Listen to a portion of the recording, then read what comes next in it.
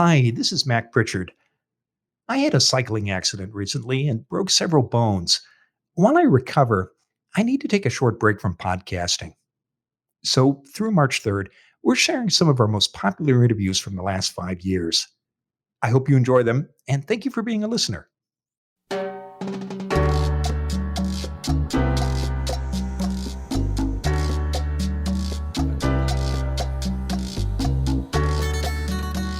This is Find Your Dream Job, the podcast that helps you get hired, have the career you want, and make a difference in life. I'm your host, Mac Pritchard. I'm also the founder of Mac's List. It's a job board in the Pacific Northwest that helps you find a fulfilling career. Every Wednesday, I talk to a different expert about the tools you need to find the work you want. You're in a job interview, and you keep hearing phrases like, "Tell me about a time," or "Give me an example," and "Describe a situation." These are behavioral interview questions. And our guest today says if you want to answer them well, you need to prepare before you walk into the interview room. Here to talk about how you can answer any behavioral interview question is Gina Riley. Gina is an executive career coach and leadership search consultant with the Talents Group. She joins us here in person at the Mac's List studio in Portland, Oregon. Gina, here's where I want to start. What is behavioral interviewing? Behavioral interviewing is a technique. It's a way of getting answers from a candidate through a structured interviewing process. And the idea is that the interviewer is going after the knowledge, skills, and abilities of those candidates. And the only way they can do that is through preparing really exceptional questions to get the stories from the candidate about things they've done in the past that relate to maybe what's going to be taking place on the job in the future. And why do employers do behavioral interviews? The reason why an employer would do a behavioral interview is to get evidence about those past stories.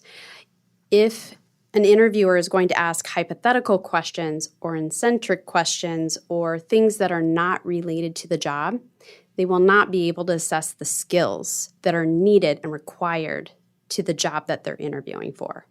And do some employers mix interview styles? Can you be in an interview and get some behavioral interview questions, but also find yourself in another setting where it's the conversation from start to finish is structured as a behavioral interview? Absolutely. There can absolutely be a blend. We have client companies that we go in and we do interview training for, and a piece of what they do once they learn how to structure those behavioral interviewing questions is they will also tack on a technical interview where a candidate might be in a room with 3 engineers and they give a problem and that person is at the whiteboard and they're working out a problem. So there can be a blend in that way so that the candidate can showcase what they know in different ways. In your experience, do most candidates understand how behavioral interviews work, and are they prepared for these conversations? It really depends on the level and the experience of the candidate and how often they've had opportunities to interview, and or if they've been in a leadership position where they've used behavioral interviewing in their own companies. So it really depends. And do you find that behavioral interview questions are only used in conversations about senior positions, or can somebody who's applying for an entry-level position expect to get behavioral interview questions? Anyone can expect a behavioral interviewing question. The question I have, though, for anyone that goes through those interviews is whether or not the interviewer is really prepared to ask the right kinds of questions to get the stories about the skills that that candidate has in order to showcase what they know versus random behavioral questions that might have been pulled off the shelf. You can open up a behavioral interviewing book or you can Google these kinds of questions. If you just pull those off the shelf, and you're asking candidates random things that don't relate, it's really not going to be a productive interview. And why does that happen? Is it because hiring might be something that's added to the responsibilities of somebody who's really responsible for something else, whether it's operations or engineering or graphic design? Absolutely. We're really not trained to interview very well when, going back to school, all the way through when we start our careers, depending on what you're doing, unless you're actually in human resources or in recruitment, you may not have been trained on how to interview. And it is a critical skill. It's a critical skill for leaders, supervisors, managers, and teams who are involved with doing, the interview process. You really need to know how to ask the question, and you need to know in advance what you're asking for. And that comes from having an awesome job description, a description that really outlines what the company is going after when they open up that job. And I know a big part of your practice is training people, hiring managers, and how to conduct successful behavioral interviews. Our show, of course, is aimed at job seekers. So putting yourself in the shoes of someone who's in that interview room, an applicant, how can they be sure, how do they recognize a behavioral interview question? In my mind's eye, that's very easy. Yeah. They're going to hear a prompt, and the prompts are generally something like, tell me about a time when, describe a situation you were in, something like that. Interviewers, no matter where they're coming from, whether it's standard recruitment or an engineering role or supervisor, you'll know when it's very rote if they're only starting off with, tell me about a time when, fill in the blank. Each question starts like that. It really needs to be more of a conversation. An interview is a conversation in order to extract the knowledge, skills, and abilities from the candidate. You want them to show up in their best light in that moment because they only get an hour with you typically, right? So it's an interviewer's job to come prepared, to ask the right questions, to let that person shine. And if a candidate knows they're being asked these questions and they don't sense that it's really tied to the job at hand, then they need to be asking questions in the interview about what's really essential about this job. What would I expect when I show up on the job? What kind of skills do you need me to have? So it's important for an applicant to understand two things. First, you need to be prepared to answer behavioral interview questions. And I want to talk more about how to put together, how to answer them effectively.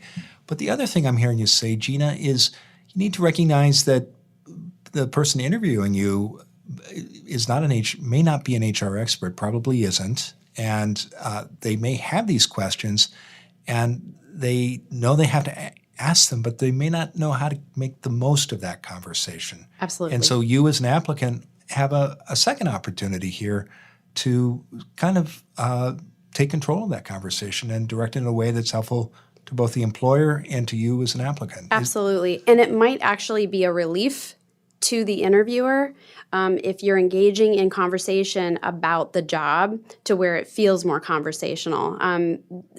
Oftentimes interviewers are nervous too, especially if they don't have to do it very often. I think that will surprise many of our listeners.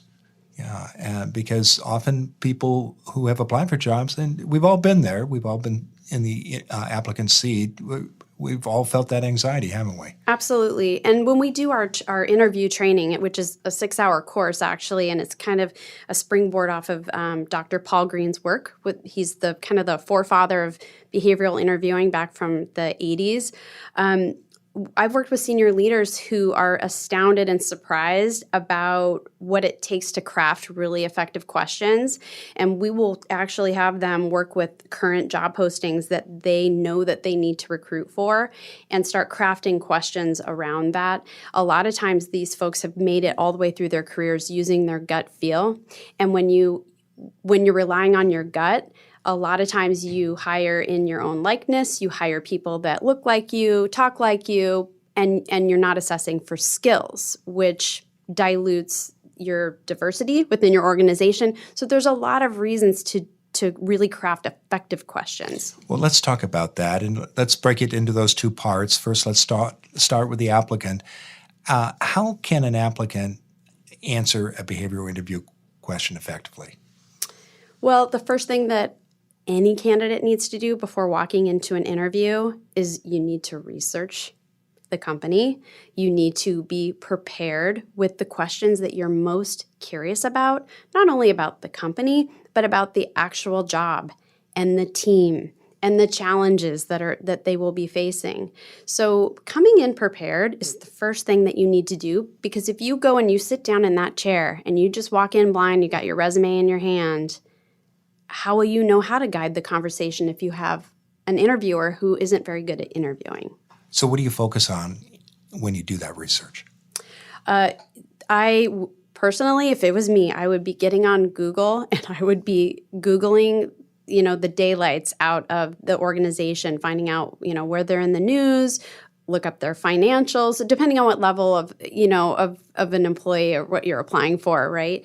But you can go to LinkedIn, you can research some of the personnel that you might be working with or working for, so that you can go and look at the backgrounds and you can be prepared to ask questions. Maybe they went to the same university as you. So you can establish rapport by just kind of doing a little homework on those folks and saying, hey, I noticed that you went to Oregon State. I just graduated from Oregon State. Whatever that is, to build rapport and then springboard into, conversations that will be effective for you. So that helps you break the ice, knowing about those personal ties or connections. What about behavioral interview questions, though? Because there's a strategy behind the question, and there's also a strategy to answering these questions, isn't there? There is. My recommendation is taking the job description that that is published and go through that line by line and make some extrapolations from that. Oh, it looks like I'm going to be working on a team, so I might get asked questions about working in a team environment. Or maybe it's a fast-paced environment. Maybe that could cause, friction or conflict. So coming up with stories from your past as you look through your resume, which is your storytelling marketing document, right? And then you prepare your stories that will tie to the job description, the thing that got posted. This is what we're looking for, right? These are the challenges that you will face, assuming that it's a well-crafted job description. Why are those stories important to have when you're sitting in the interview chair? The way to distinguish yourself in an interview situation is to bring your past work experiences to life and to show that future employer the kinds of challenges that you have faced, how you overcome them. What we want to know on the recruitment side is not only what you know how to do and the results you know how to get, but we want to know how you get it done. So we want to know the functional and technical skills, and we want to know the leadership capability. And that could mean just leading yourself. I'm not talking all the way up to the executive level. I'm saying first-line employee, the younger generations, they want to be leaders too. And even if they're not leading people, they lead themselves among a team. So you're looking for examples, not promises. Correct. Yeah. Oh, yeah. So, and that goes back to the hypothetical, like what would you do when? If you get a question like that, that's really going after guessing about what you would do in the future, which that's great, but it's not hard evidence. And it also doesn't give us anything to hang our hat on when we go back and evaluate apples to apples different candidates. As you speak, I'm thinking of managers who get anxious when someone might say, not here's are the steps I'm going to take, or here's how I've handled it in the past, but don't worry, boss, I got it covered. Yeah.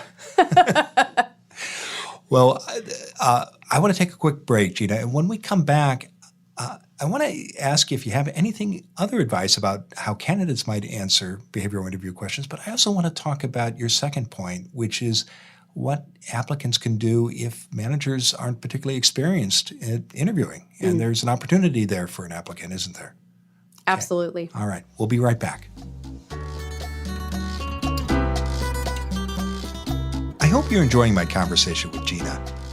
I wanted to have her on the show because so many job seekers tell me they struggle with answering behavioral interview questions. Has that ever happened to you?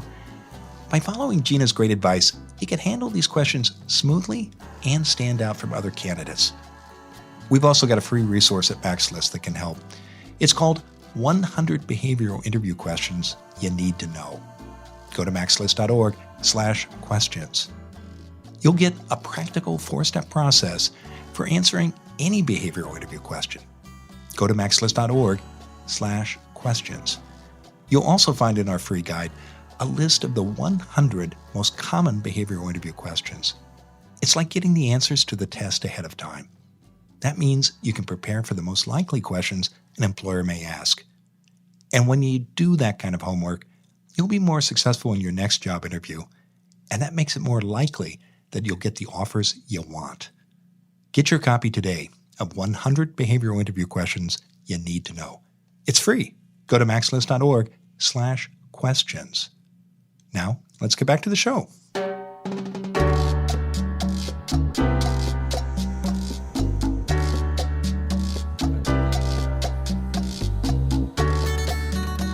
We're back in the Max List studio, and I'm talking with Gina Riley.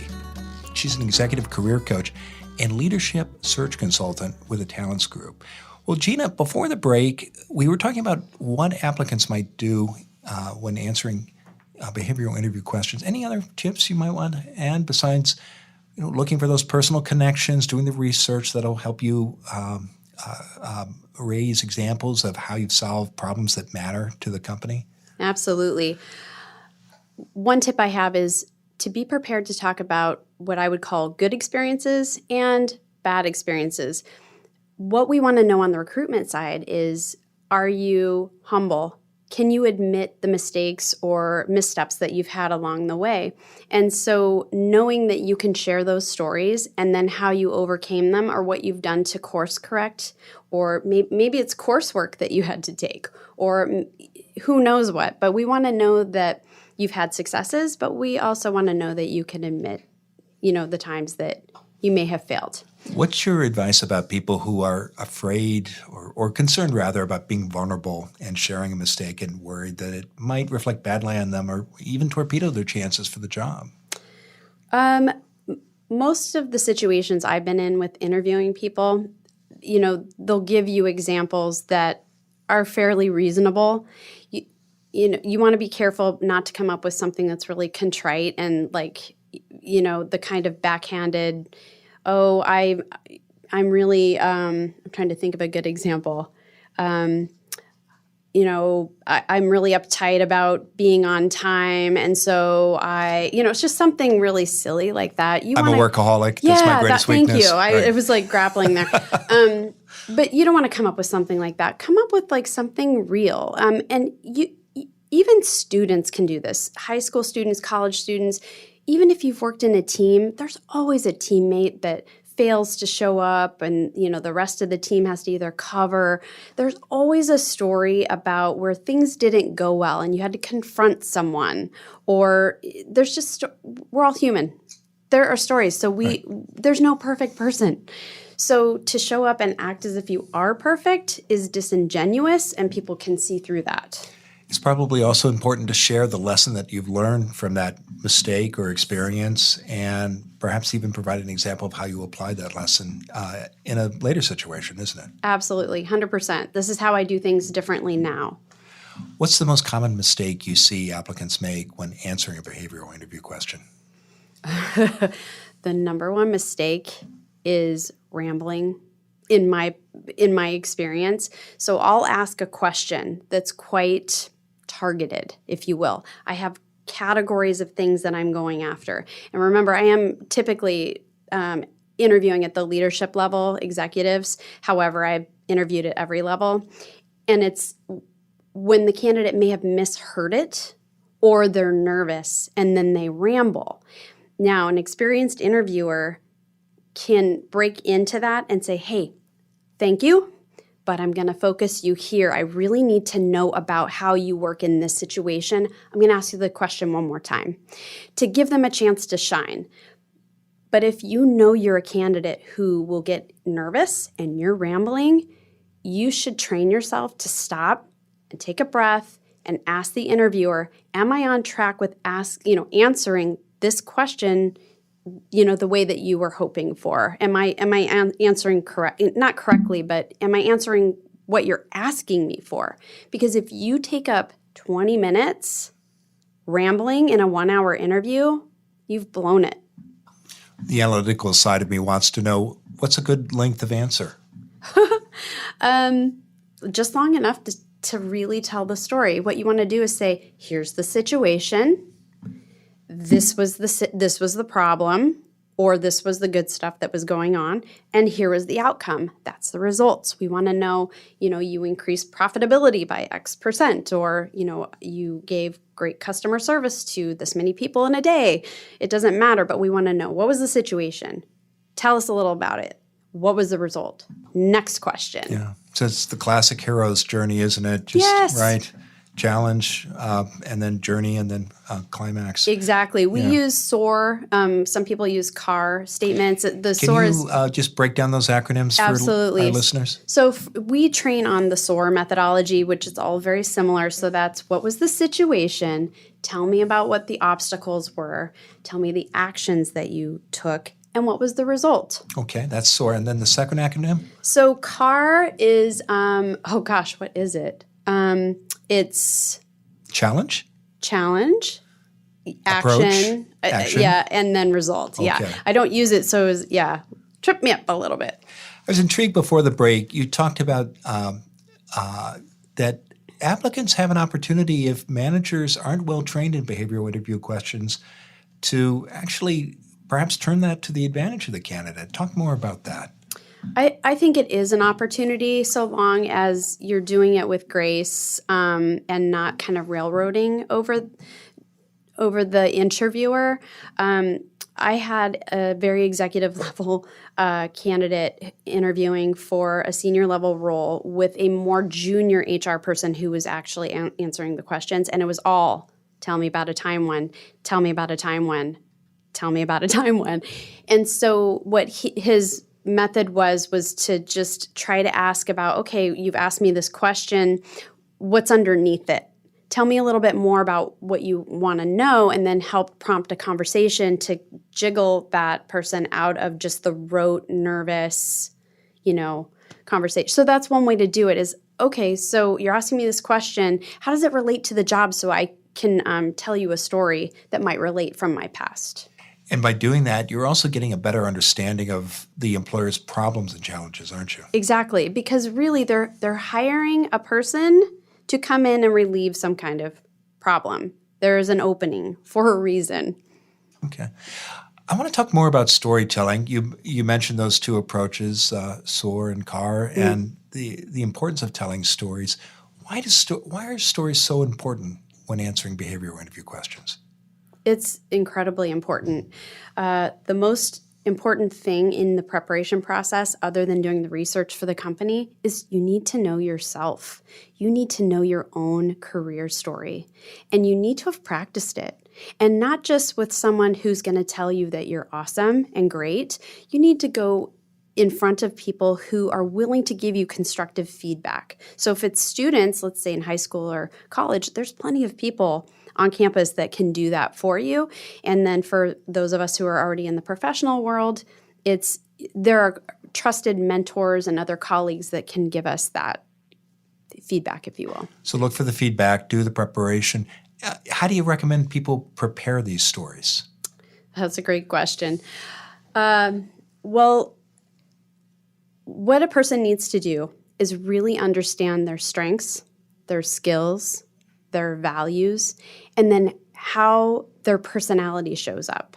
One way that I think works really well is using something called the UMAP process, where it uncovers your strengths from the Strengths Finder. So the U is YOU. YOU, right? You, the so applicant. the creator is Kristen Sherry, and she has come up, she's a lifelong career coach, and she's come up with this methodology where you can assess all four of these pillars of career satisfaction and then infuse them into your resume so that as you are creating those results-oriented statements and helping bring out those stories from your career results, you're also able to infuse the human piece of you, how you do your work, not just what you do.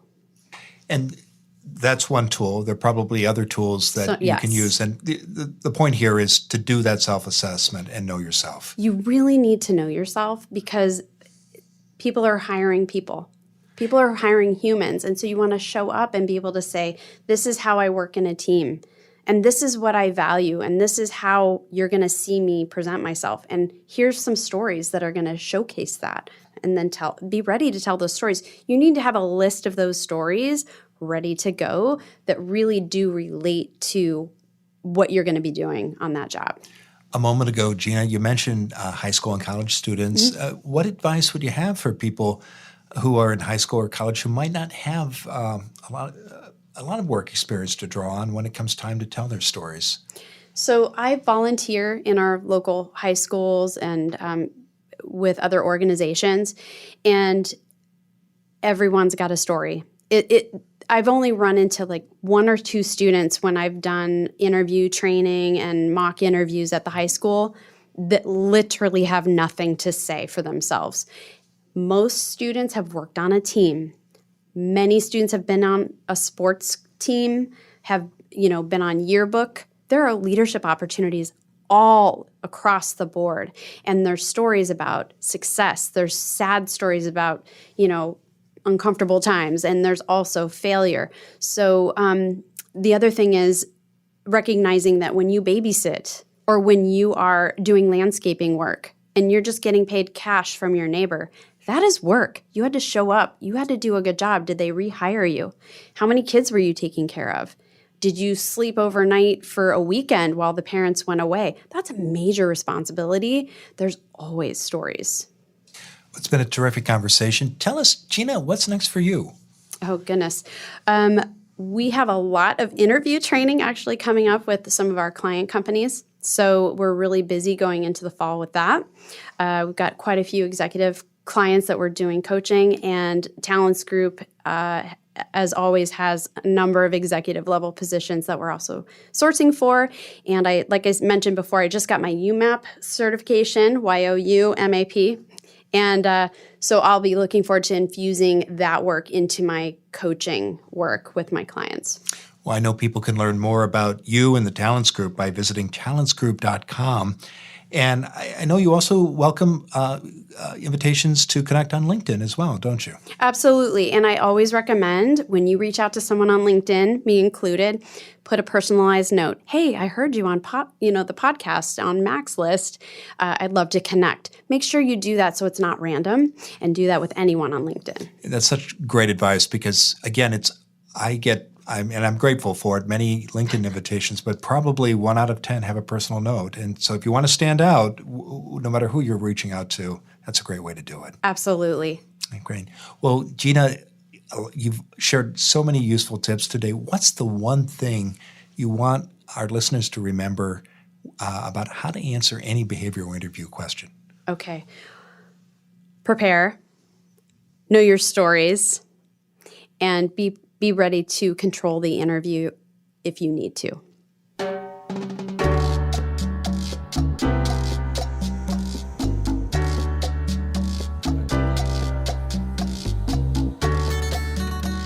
Two points really stood out for me in my conversation with Gina.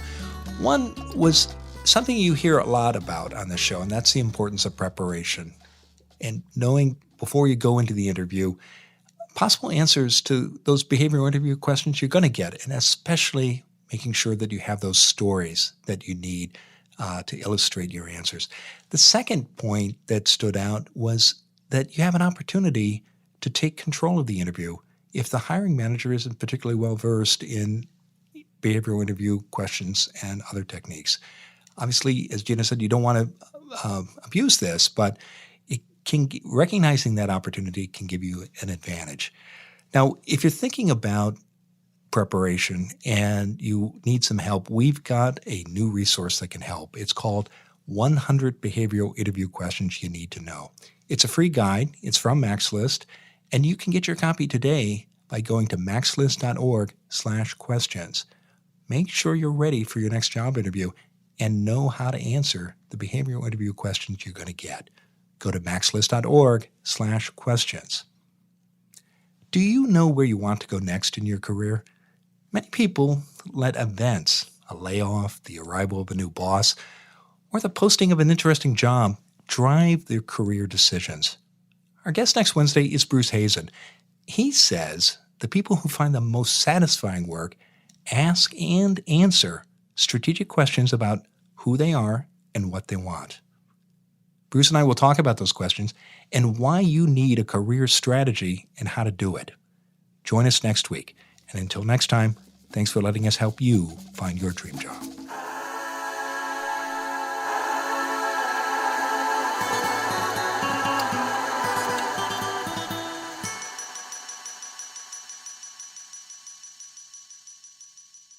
This is Mac Pritchard again.